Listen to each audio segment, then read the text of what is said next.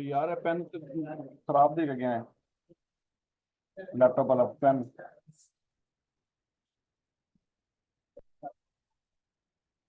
ਉੱਥੇ ਪਏ ਹੋਣੇ ਨੇ ਡੱਬੀ ਦੇ ਵਿੱਚ ਇਹ ਦੋ ਤਿੰਨ ਪੈਨ ਨੇ ਤੂੰ ਮੈਨੂੰ ਖਰਾਬ ਦੇ ਕੇ ਗਏ।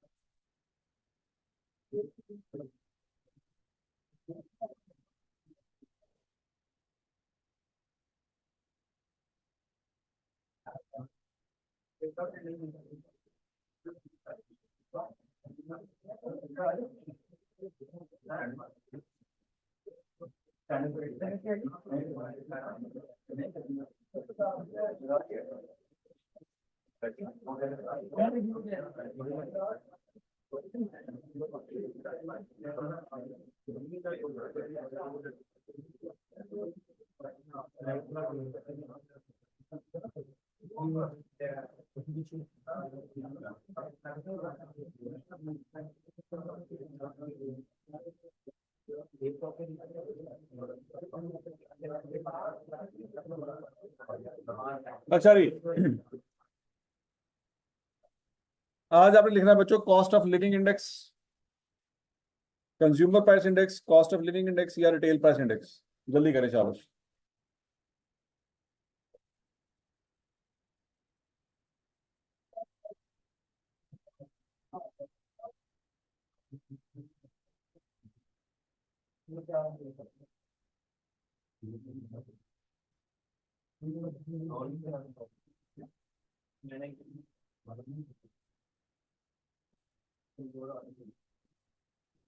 कंज्यूमर प्राइस इंडेक्स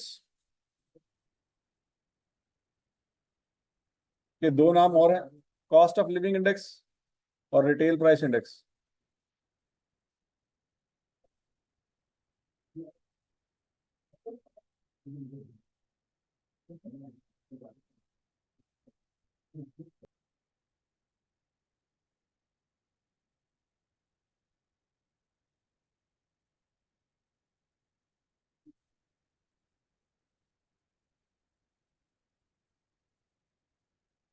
क्लियर जी। तो इसके दो फार्मूले होते हैं बच्चों, एक है एग्रीगेट एक्सपेंडिचर मेथड और दूसरा है हाउस होल्ड बजट मेथड या फैमिली बजट मेथड।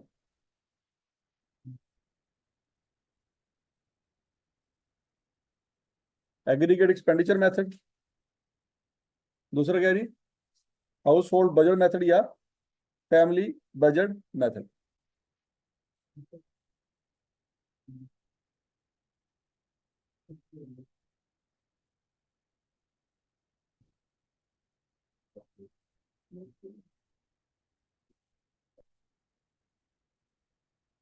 ठीक है जी। अच्छा, एग्रीगेट एक्सपेंडिचर मेथड का बच्चों फार्मूला वही है जो आपने लेस्पियर का फार्मूला पढ़ा था, नोट कर लें। मतलब लेस्पियर का फार्मूला ही कंज्यूमर प्राइस इंडेक्स का फार्मूला, और समझ आ गया है। तो ये कोई नई बात पढ़ रहे हैं आज हम, कि सिर्फ और सिर्फ हम क्या कर रहे हैं, एक नाम उसका चेंज हो गया है, लेस्पियर का ही formula, summation P N Q naught over summation P naught Q not.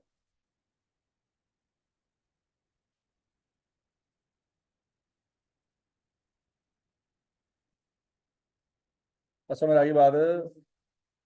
अच्छा, और दूसरा फार्मूला है बच्चों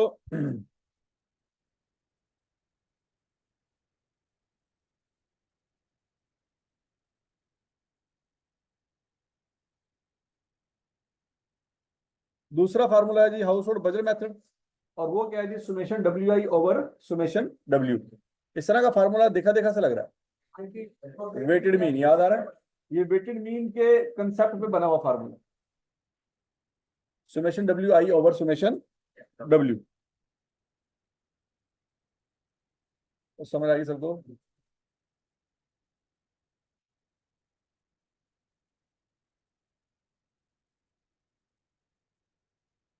अच्छा, अब बच्चों याद रखना यहाँ पे कि आई से क्या मुराद है, यहाँ पे फार्मूला क्या आई का, ये फार्मूला भी कहीं पढ़ा पढ़ा सा लग रहा है। कौन सा, कहाँ पे पढ़ा था? लिंक रिलेटिव, प्राइस रिलेटिव, याद किस इंडेक्स में पढ़ा था? हैं? किसमें पढ़ा था? सिंपल, याद है कुछ कुछ? तो ये सिंपल ही, जैसे हमने हर प्रोडक्ट का अलग से इंडेक्स निकाला था, वो वैसे ही है। ठीक हो गया? अच्छा, डब्ल्यू, डब्ल्यू से क्या मुराद है?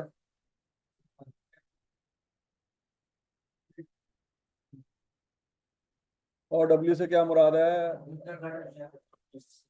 हैं? वो सामने लिखा है, 10 जो की लिखा है, पी नॉट क्यू नॉट। ये पी नॉट क्या है और क्यू नॉट क्या है? पी नॉट क्या है जी? प्राइस इन बेस ईयर, और क्यू नॉट, तो इन दोनों को मल्टीप्लाई करेंगे तो क्या चीज निकलेगी? एक्सपेंस से क्या मुराद है? नहीं, एक्सपेंस से क्या मुराद है? तो तुसी कई सालों तक एक्सपेंस कर रहे हो, सो की मुराद है? मतलब आप एक दुकान पे गए, ठीक हो गया, आपने 15 किलो चीनी ली, तो 15 किलो चीनी के जो पैसे पे करने हैं वो कैसे निकलेंगे? कैसे निकाला जी? एक्सपेंस आपने पे किया, आपके लिए एक्सपेंस है लेकिन दुकानदार के लिए इनकम है। ये पॉइंट समझ आता है? तो आपने वो जो पेमेंट करनी है, वो पेमेंट कैसे निकली? पर केजी की प्राइस और कितने केजी बाय की। पॉइंट समझ आ रहा है? तो एक फैमिली ने बेस ईयर में कितना खर्चा किया, वो कैसे निकला होगा? ठीक है, नहीं मतलब एक फैमिली का एक साल का फर्ज को 6 लाख रुपए का खर्चा है, तो 6 लाख रुपए कैसे निकला?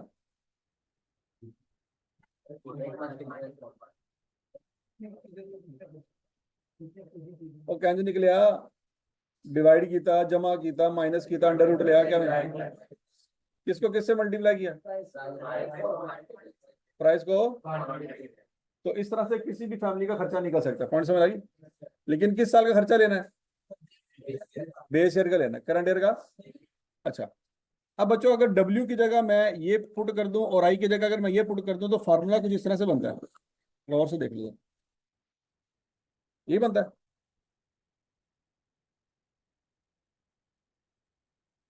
तो ऐसे ही है। अब बच्चों अगर गौर से देखो, तो वो PN के नीचे क्या लिखा हुआ है? P not. वो पी नॉट इस पी नॉट से कैंसिल हो सकता है? कैसे कैंसिल हो सकता है? पर वो दोनों तो मल्टीप्लाई हो रहे हैं।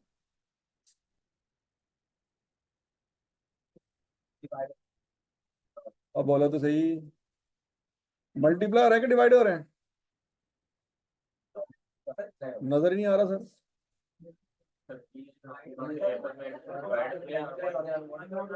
हैं? पी नॉट से कैंसिल हो सकता है कि नहीं हो सकता? कैसे? तो सिंपलीफाई होके फार्मूला क्या बन सकता है?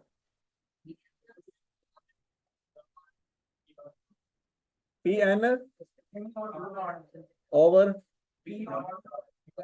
अब ये फार्मूला भी देखा देखा सा लग रहा है। ये क्या है? ये भी लेस्पियर का ही फार्मूला।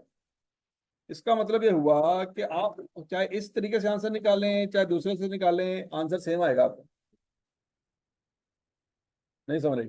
क्योंकि अल्टीमेटली फार्मूला दोनों सिचुएशन में सेम है। नहीं पल्ले पे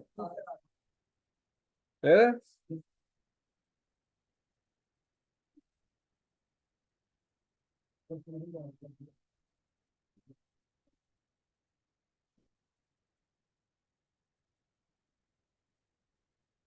अच्छा नहीं बच्चों, अब आपको ये प्राइसेस दी गई हैं और क्वांटिटीज दी गई हैं, इनको नोट करें।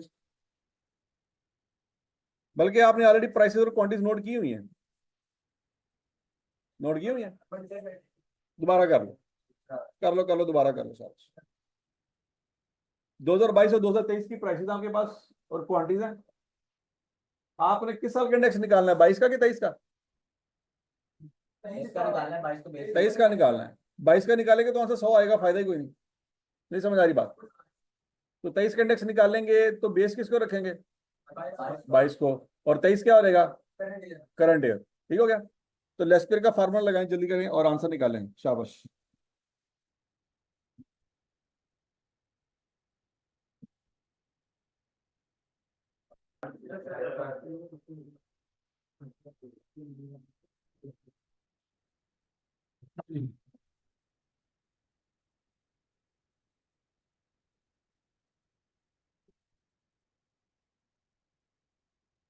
अच्छा जी, अगर बच्चों एग्रीगेट एक्सपेंडिचर मेथड का फार्मूला लगाएं तो आंसर क्या आएगा, 112.43, ऐसे ही है। सबका आंसर ही आया। अगला पॉइंट, हो सकता है आई कैप बच्चों आपको बेस ईयर की क्वांटिटीज ना दे, हो सकता है आपको बेस ईयर की क्वांटिटीज ना दे, और करंट ईयर की क्वांटिटीज भी ना दे। वैसे करंट ईयर की क्वांटिटी तो आपको चाहिए भी नहीं, सोचो जरा, करंट ईयर की क्वांटिटीज नहीं चाहिए। चलो जी, उसने क्वांटिटीज आपको दी ही नहीं, ना बेस ईयर की दी, ना उसने आपको एक कॉलम दिया एक्सपेंस के नाम से। किसके नाम से कॉलम दिया, तो एक्सपेंस से क्या मुराद होगा, P not multiply by Q not, वो दोनों को मल्टीप्लाई करके आपको आंसर दे रहा है। क्या ये पॉइंट समझ आ गया। और आपसे कह रहा है कि कंज्यूमर प्राइस इंडेक्स निकालो। तो बच्चों आप ये वाला कॉलम तो नहीं बना सकते, पॉइंट समझ आ गया। ये कॉलम तो आप नहीं बना सकते क्योंकि आपके पास बेस ईयर की क्वांटिटीज है नहीं। ठीक हो गया। तो आपके पास फिर दूसरा रास्ता कौन सा है,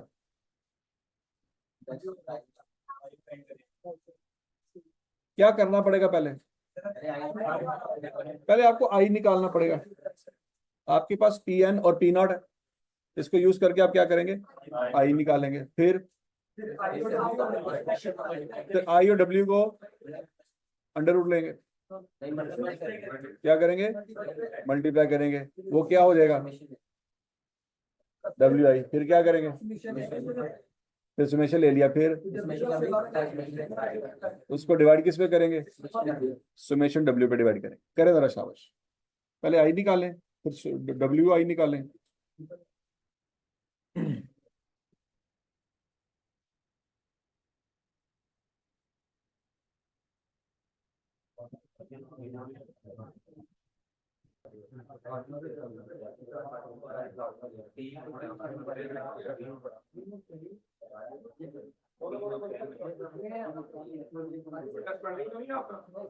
रिग्रेशन का हो गया, सारे चैप्टरों का टेस्ट हो चुके हैं।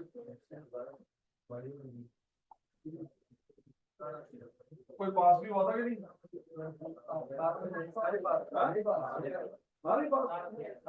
पहले तो समझ नहीं थी आप, सारे पास।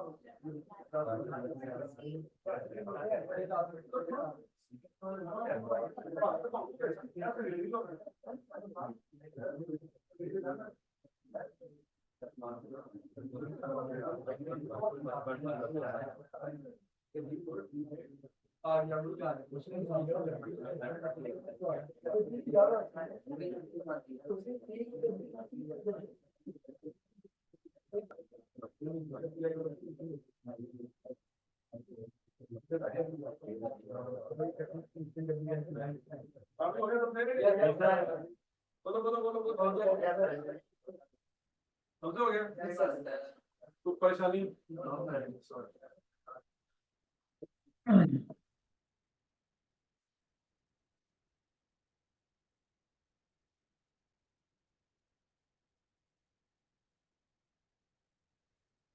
तो सुमेशन डब्ल्यू आई क्या आया बच्चों, 4,61,000, उसको डिवाइड किस पे किया, 4,100 पे। ठीक हो गया। अच्छा, यहाँ पे 100 से मल्टीप्लाई करने की जरूरत नहीं पड़ी, क्यों,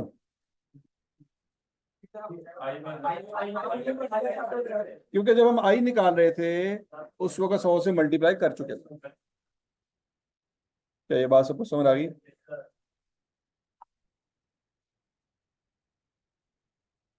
और कंज्यूमर प्राइस इंडेक्स सबको समझ आ गया। अब आगे लिखें बच्चों, परचेजिंग पावर। परचेजिंग पावर,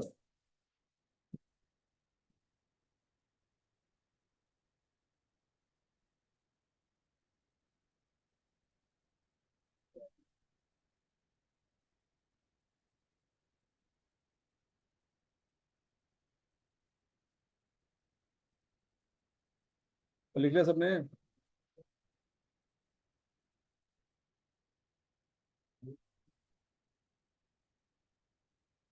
नहीं समझ? परचेजिंग पावर बच्चों क्या है? इंडेक्स नंबर का उलट है। मतलब purchasing power is equal to 1/इंडेक्स मल्टीप्लाई बाय 100 या 100/इंडेक्स। तो समझ आ गया? अब इसका मतलब क्या हुआ? अगर इंडेक्स ज्यादा हुआ तो परचेजिंग पावर कम होगी। जितना इंडेक्स ज्यादा होगा उतनी परचेजिंग पावर कम। लॉजिक समझ आ रही सबको? फॉर्मूला लिखे तुमने? बोलो बोलो बोलो बोलो। अब फर्ज करो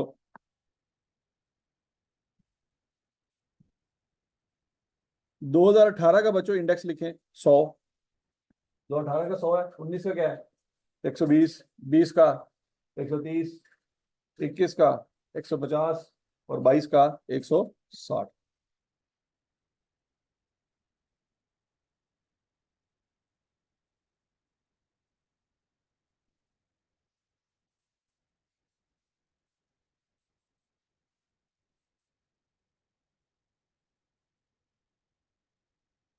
लिखे तुमने?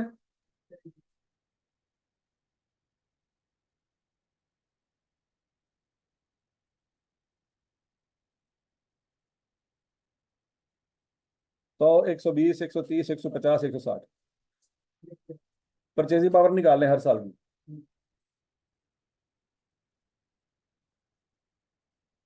जल्दी करें शाबाश। परचेजिंग पावर का फॉर्मूला लिखवा दिया मैंने आपको।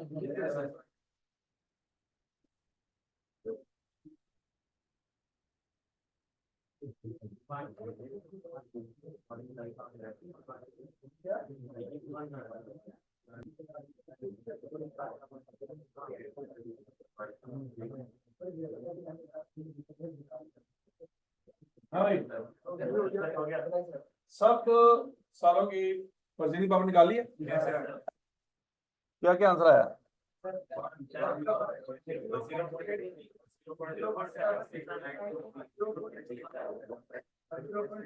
पहले साल का क्या आंसर आया जी? 1। अच्छा 1 का क्या मतलब है? 1 का क्या मतलब है सोचो। इसको जरा एक्सप्लेन करते हैं 1 का क्या मतलब है। देखो 2018 में आपका इंडेक्स क्या है? 100। 100 का क्या मतलब है? 100 का क्या मतलब है? 100 का क्या मतलब है? ये पहले दिन से बहस चल रही आ रही, 100 का मतलब क्या है?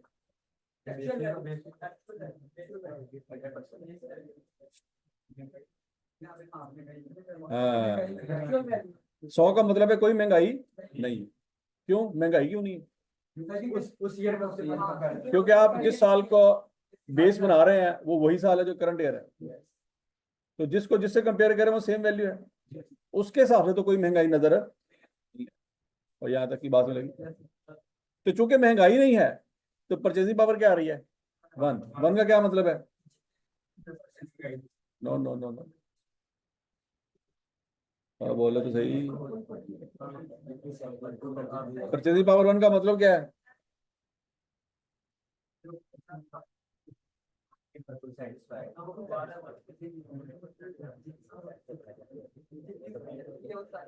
वन का मतलब यह है बच्चों कि 2018 में 1 रुपए की पावर 1 रुपए के बराबर थी। 1 रुपए की पावर मतलब 1 रुपए की चीज लेने जाते थे तो 1 रुपए की चीज ही मिलती थी। अब आप कहेंगे सर ये मतलब कॉमन सेंस है। 1 रुपए की चीज 1 रुपए की मिलेगी। तो ठियाने की चीज ला के आंदा 100 रुपया दे। अभी अगले साल चलते समझ आती है बात आपको। अगले साल हुई महंगाई। कितने परसेंट महंगाई हुई?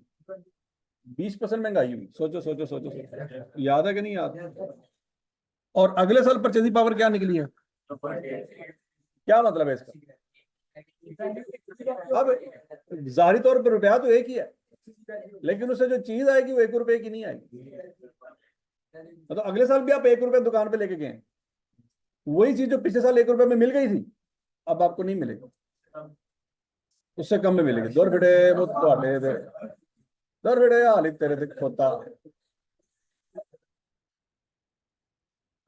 ऐलान है ਇਹਨੂੰ कराची की ट्रेन ਤੇ ਚਾੜੀਏ ਇਹ ਸਖਰ ਹਲ ਜਾਂਦਾ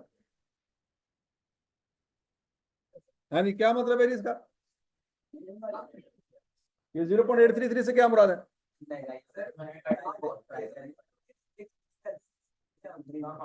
₹1 की जो पावर है वो ज्यादा होगी कम होगी कम होने से क्या मुराद है कि चीजें ₹1 से महंगी हो गई मतलब ₹1 की चीज लेने जा रहा है वो कह रहा है भाईजान ये चीज ₹1 की नहीं आती वो कहेगा हाँ 83 पैसे की आती है मैं 83 पैसे निकालूं इसका ये मतलब है नहीं तो अब ये कहेगा कि 83 पैसे वाली चीज जो पिछले साल थी वो इस साल ₹1 की हो गई है अब आपको ₹1 में वो वाली चीज मिल सकती है और कलाई थोड़ी जी अच्छा जी अगले साल कितने % महंगाई हो गई 10% दो फिर तेरे दे होत्या वही चवल मारी है ना तो पहले दिन जिस बात पे इतना जलील किया था मैंने अल्हम्दुलिल्लाह वो बात होती ही होती है आपने देखा 120 130 10% महंगाई हुई क्या 2020 में महंगाई ऐसे निकालेंगे कैसे निकालेंगे तो बेस ईयर के हिसाब से कितने % महंगाई हुई है 30% हुई आप कहेंगे सर बेस ईयर के हिसाब से 30 हुई है लेकिन मैं तो पिछले साल के हिसाब से कह रहा था तो क्या पिछले साल के हिसाब से 10% महंगाई हुई है पिछले साल के हिसाब से आप कंपेयर ही नहीं कर सकते अगर आपने करना है तो फिर क्या करना पड़ेगा चेन इंडेक्स आपको निकालना पड़ेगा लिंक रिलेटिव आपको निकालना पड़ेगा लिंक रिलेटिव आपको बताएगा पिछले साल की निस्बत कितनी महंगाई हुई तो ये कल आ रही है इससे कभी नहीं पता चलेगा पिछले साल की निस्बत कितनी महंगाई हुई है अगर पिछले साल की निस्बत महंगाई देखनी है तो क्या करेंगे चेन इंडेक्स या लिंक रिलेटिव निकालेंगे हजम शुद्ध अच्छा जी तो तीसरे साल परचेजिंग पावर क्या है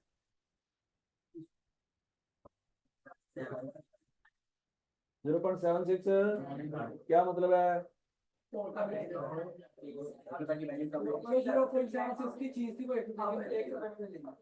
मतलब ₹1 की पावर कितनी हो गई है बच्चों तो समझ आ गई सबको 2021 में कितनी महंगाई हो गई 50% महंगाई हो गई और परचेजिंग पावर 0.66 और 2022 में कितनी महंगाई हो गई 60% हो गई और परचेजिंग पावर 0.625 और यह कल आ गई सबको अच्छा अब इसका इस्तेमाल कैसे करना है बच्चों आपको हो सकता है एग्जामिनर पेपर में सवाल दे कि एक बंदे की 2018 में सैलरी थी 10,000 रुपया कितनी सैलरी थी 10,000 ठीक है जी उस जमाने में 10,000 एक वैल्यू होती थी 2018 में वो तो बेड़ा ही गर्क हो गया 2019 में उसकी सैलरी में इजाफा हुआ कि नहीं हुआ उसका इंक्रीमेंट लगा हो कितने % इंक्रीमेंट लगा 10% इंक्रीमेंट लगा ऐसी है अब उसकी सैलरी में इजाफा तो हुआ लेकिन महंगाई में कितना इजाफा हुआ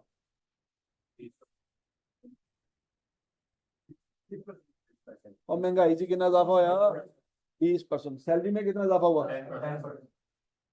तो ये महंगाई को राम स्कूल से मैच कर जाएगा क्यों नहीं करेगा महंगाई ज्यादा हुई है और सैलरी में इजाफा तो ये ज्यादा खुशहाल किस साल में होगा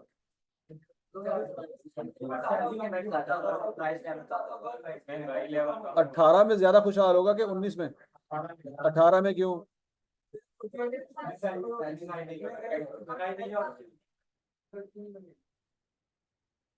समझ आ गई सबको अच्छा अगर आपसे पूछा जाए कि जाहरी तौर पे तो नजर आ रहा है कि उसकी जेब में 11 नोट है 1,000 वाले और नजर आ रहा है मतलब वो आपको निकाल के शो भी करा सकता है देखो मेरे को 11 नोट है लेकिन हकीकत में उसकी सैलरी कितनी है दुनिया को तो 11,000 नजर आ रही है लेकिन हकीकत में भी 11,000 है ये अगर आपने निकालना हो तो कैसे निकालेंगे आप सैलरी को क्या करेंगे बच्चों परचेजिंग पावर से मल्टीप्लाई कर दें शाबाश करें जरा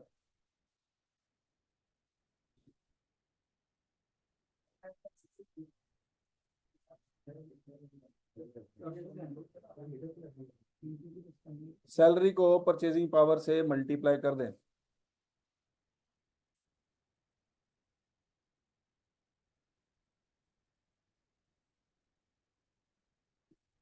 हाँ जी ये किधर गई है थोड़ी है आई नहीं ये 11 बजे के बाद गायब हुई, आई नहीं। Very good. क्या जो उन्होंने छोटा सोचा था छुट्टी है, हैं? आपने पूछा नहीं, वाह क्या बात है जी, क्या बात है। तीनों की लाइन वाइज, मतलब तीनों ने एक ही चीज खाई होगी, हैं? एक ही दिन तीनों की तबीयत खराब। क्या करे कसम से, इतना भाईचारा अल्लाह माफ करे कि एक को खराब चीज तीनों खा गई।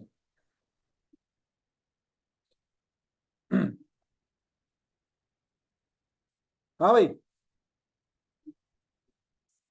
अब 2019 में सैलरी कितनी थी?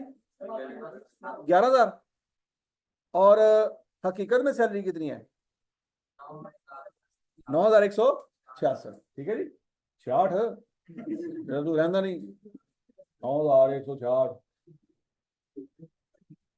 उर्दू ही बोल लो कम से कम, अंग्रेजी तो नहीं बोली जाती, कम से कम उर्दू तो बोल लो। अच्छा जी, तो 11,000 बच्चों, उसकी जाहिरी तौर पर दुनिया को नजर आने वाली सैलरी कितनी है? और दुनिया को नजर आने वाली खोते वो तो अपनी नजर नहीं आ रही होगी,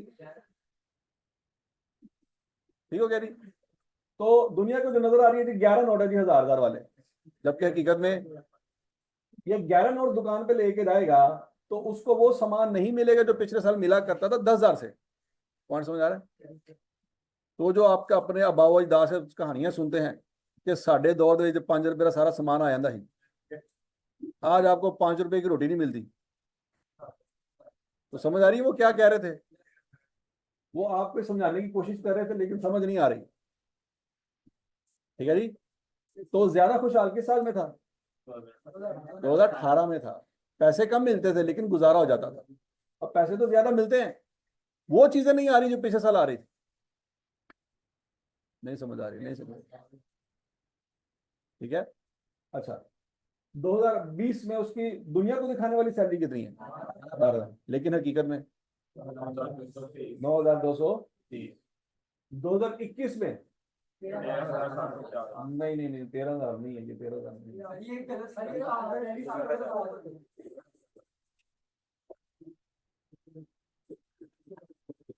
2021 में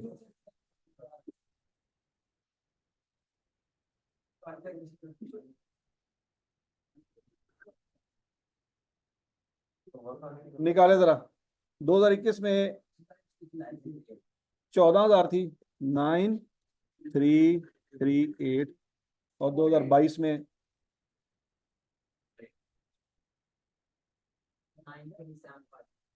9,375। क्या ये बात सबको समझ आ रही है? अब 5 सालों का डेटा आपके सामने है।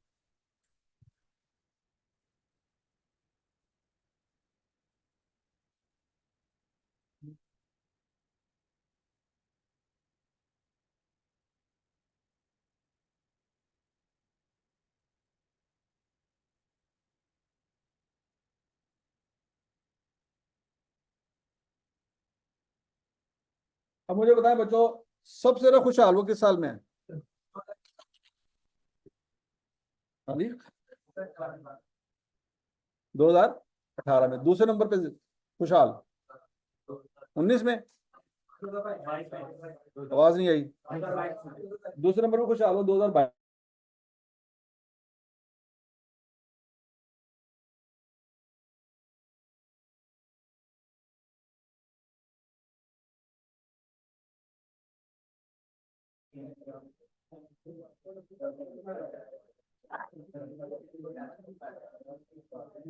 अच्छा भाई, और सबको बात समझ आ गई है जी कि सबसे ज्यादा खुशहाल होगा वो 18 में, दूसरे नंबर पे 22 में, तीसरे नंबर पे 21 में, चौथे नंबर पे 20 में, और पांचवें नंबर पे खुशहाल होगा 2019 में।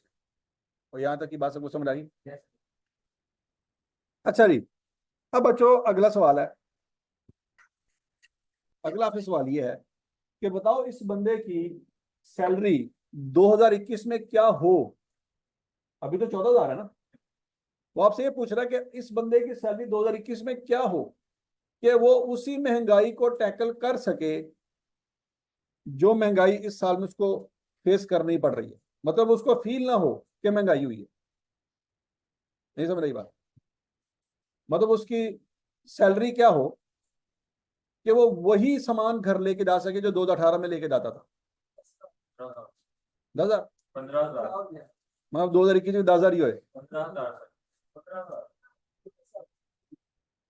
मतलब आना 15,000। और सवाल समझ रहा है सबको कि 2021 में क्या उसकी सैलरी हो कि वो वही परचेजिंग पावर एंजॉय करे जो परचेजिंग पावर उसकी 2018 में थी। अपने अपने तरीके से निकाल ले आंसर शाबाश।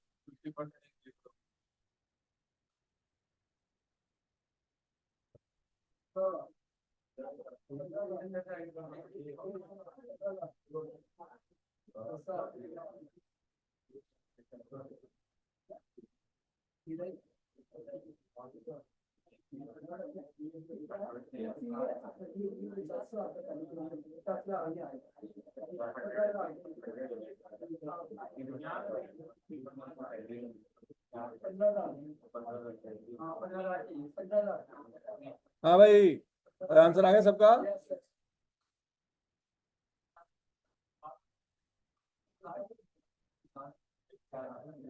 और कैसे आंसर निकाला?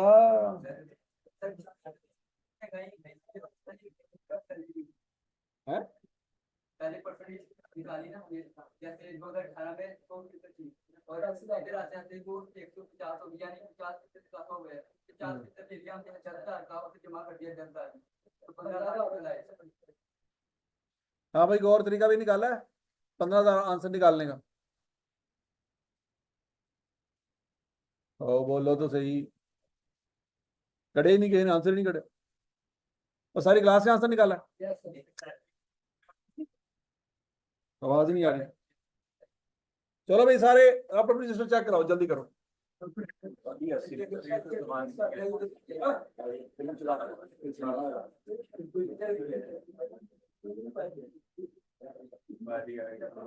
सबका सिस्टम मैंने चेक करना कि 2021 में बंदे की सैलरी कितनी हो।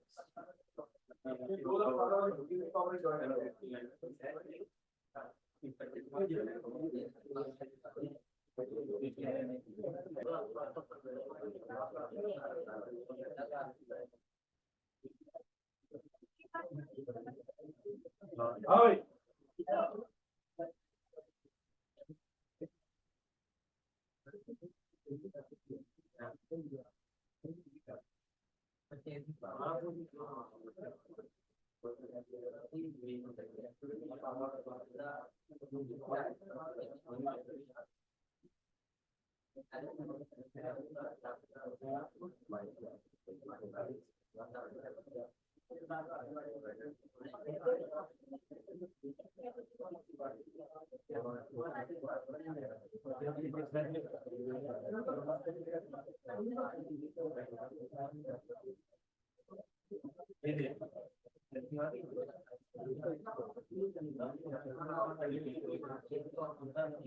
आंसर निकालिए तुमने, कैसे निकाला आंसर बताया जरा।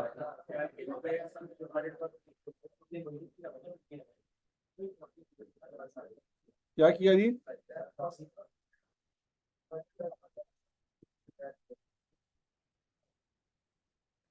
देखो जी बच्चों, ये आंसर निकालने के दो तरीके हैं। पहला तरीका तो ये है, पहला तरीका क्या है जी? 2018 की सैलरी पकड़े, कितनी है? 10,000। उसको 2021 की परचेजिंग पावर पे डिवाइड कर दें। 2021 की परचेजिंग पावर कितनी है? 0.6667, ऐसी है। डिवाइड कर दें, आंसर आ जाएगा। एक तरीका तो ये ऐसा, ऐसे तरीके से आंसर कितने बच्चों ने निकाला है? हाथ खड़ा करें। ठीक हो गया। अब दूसरा तरीका ये है बच्चों, दूसरा तरीका ये है कि 2018 की सैलरी पकड़ें और उसको 2018 के इंडेक्स पे डिवाइड कर दें और 2021 के इंडेक्स से मल्टीप्लाई कर दें। ये दूसरा तरीका है। दोनों तरीके नजर आ रहे हैं? और सोचो तो सही, तो तुसी ने दोनों जो कोई भी तरीका नहीं किया।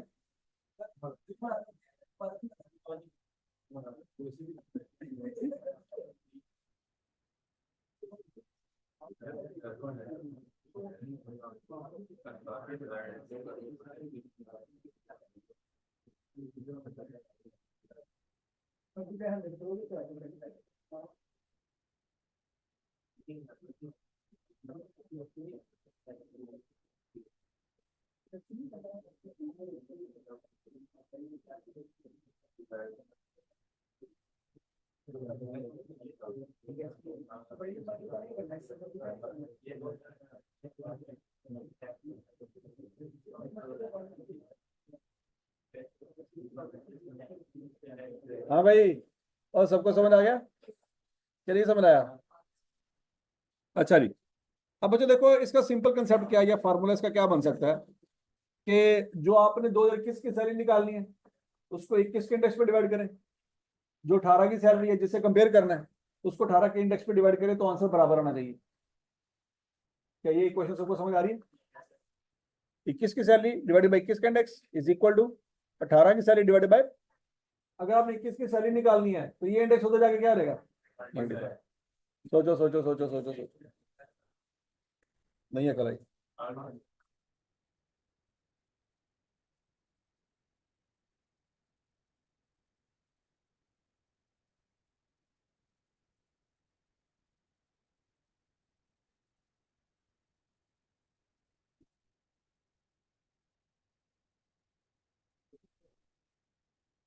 और क्लियर है?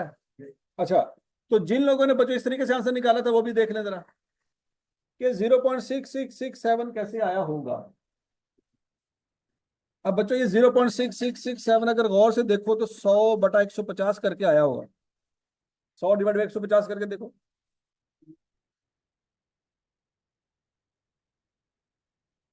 ऐसे ही है ना? तो ये 100 तो नीचे है, 150 उसका भी नीचे है, तो 150 कहाँ चला जाएगा? ऊपर चला जाएगा, तो अल्टीमेटली यही बन जाएगा। नहीं समझ आई? तो बोलो तो सही। तो बेसिकली ये दो तरीके हैं नहीं, तरीका एक ही है, ठीक है ना?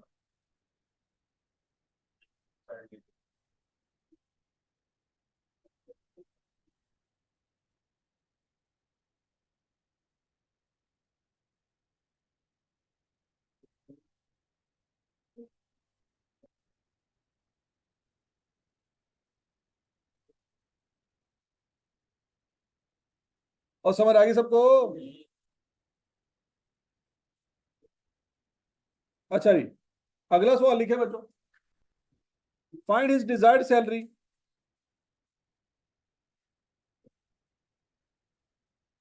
इसकी डिजायर्ड सैलरी निकालने 2022 की, अगर वो वही परचेजिंग पावर एंजॉय करना चाहता है जो 2018 में थी।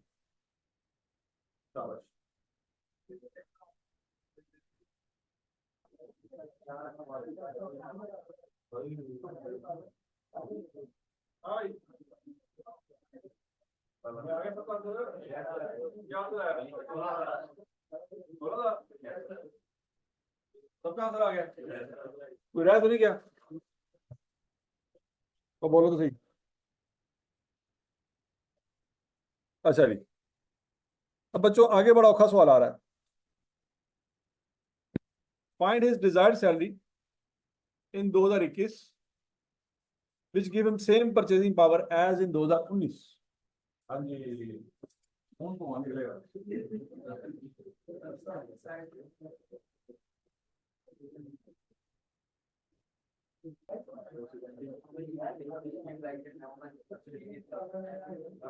हाँ भाई,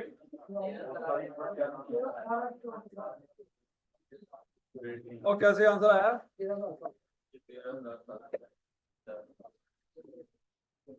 13,750। कैसे आंसर निकालेंगे? दो तरीके वंस अगेन। और तरीके कितने हैं? पहला तो वही है, 21 की सैलरी निकालनी है, ओके, 19 की सैलरी को पकड़ें, 19 के इंडेक्स पे डिवाइड करें और 21 के इंडेक्स से मल्टीप्लाई करें। और दूसरा यह है कि 2021 की सैलरी पकड़े, रियल वाली, और 21 के परचेजिंग पावर पे डिवाइड कर दें, करके देख लें आंसर तब भी सेम आएगा।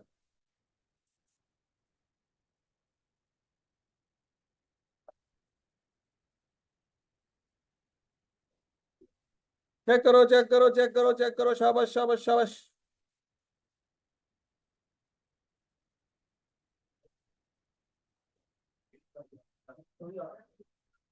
ये आ रहा है, सेम आ रहा है। तीसरा तरीका भी है बच्चों, वो क्या है, नॉमिनल सैलरी या दुनिया को नजर आने वाली सैलरी पकड़े 2019 की, उसको परचेजिंग पावर से डिवाइड कर दें, कौन सा, 21 वाला, और मल्टीप्लाई कर दें परचेजिंग पावर कौन से वाला, 19 वाला। करके देखें जरा, 2019 की नॉमिनल सैलरी कितनी है, 11,000, सोचो जरा। और 2019 का परचेजिंग पावर कितनी है, 0.83 बस।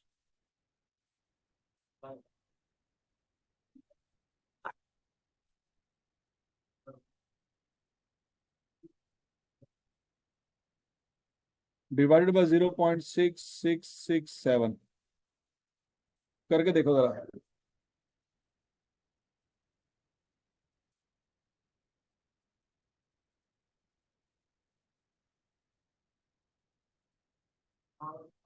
तो बच्चों आपके पास तीन तरीके हैं ये आंसर निकालने के, जो भी आपको समझ आता है उसको फॉलो कर ले। सबसे आसान तरीका कौन सा है, पहले वाला, हालांकि तो ये सब तो पहले यार कड़ा है, अपने तरीका तो अनोखा लग रहा है, जो खुद सोचा था वही औखा है।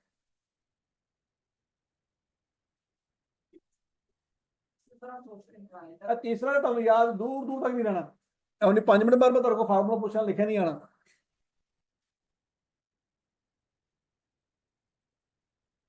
तो समझ आ रही है, ठीक हो गया जी, परचेजिंग पावर भी क्लियर होगी बच्चों। अच्छा जी, अब अगला है जी क्वांटिटी इंडेक्स।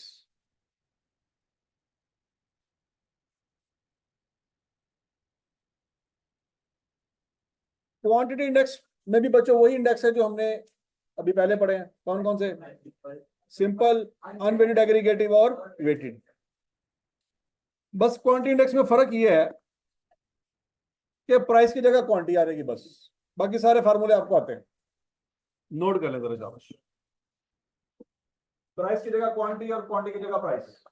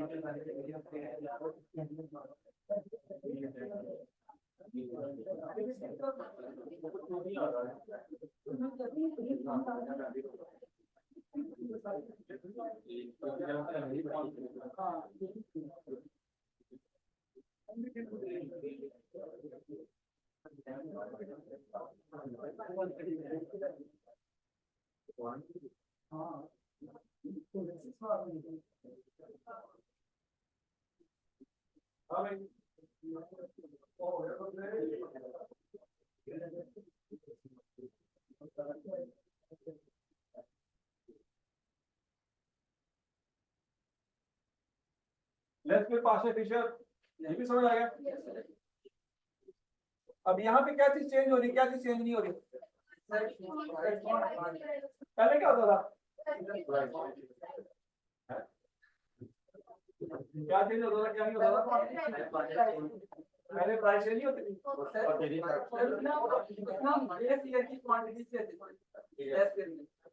और यहाँ पे क्या कर रहे हैं, तो यहाँ पे हम एक करेंगे और एक और प्राइसेस और प्राइसिंग हम देखते हैं। यहाँ पे प्राइस चेंज नहीं हो रही, क्वांटिटी चेंज हो रही है। यहाँ पे भी प्राइस चेंज नहीं हो रही, क्वांटिटी चेंज हो रही है। समझ आ गया? क्वांटिटी इंडेक्स के फार्मूले ऑटोमेटिकली सारे समझ आ गए हैं क्या? उसमें भी हो रहा है कोई?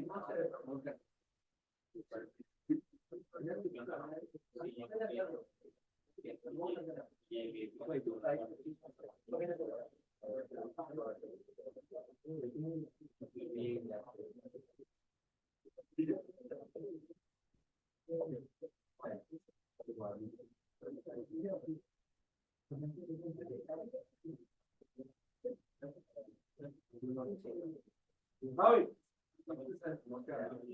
कर लिया नोट?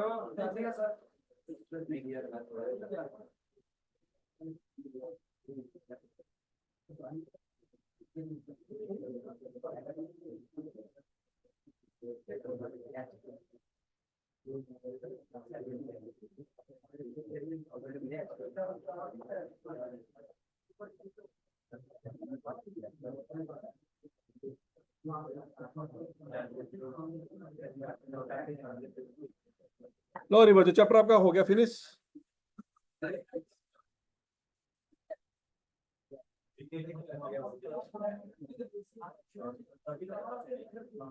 तो आज आपने घर जाके ना बच्चों कौन कौन से सवाल करने हैं? आई कैप की बुक के सारे सवाल कुछ किए थे कि नहीं किए थे? हो गए थे? उसमें कोई परचेजिंग पावर वाले सवाल होंगे, वो नहीं हुए होंगे, तो आज जाके ट्राई करिएगा। आई कैप की बुक के सारे सवाल कंप्लीट करने हैं। फिर वो एडिशनल प्रैक्टिस क्वेश्चन जो है वो आपके पास अवेलेबल है ना, वो आपने कंप्लीट करने हैं। और है कि नहीं डाटा? तो ये दोनों बच्चों आपने घर जाके करने हैं, उसमें जो मसले होंगे वो फिर कल डिस्कस करेंगे, ठीक है?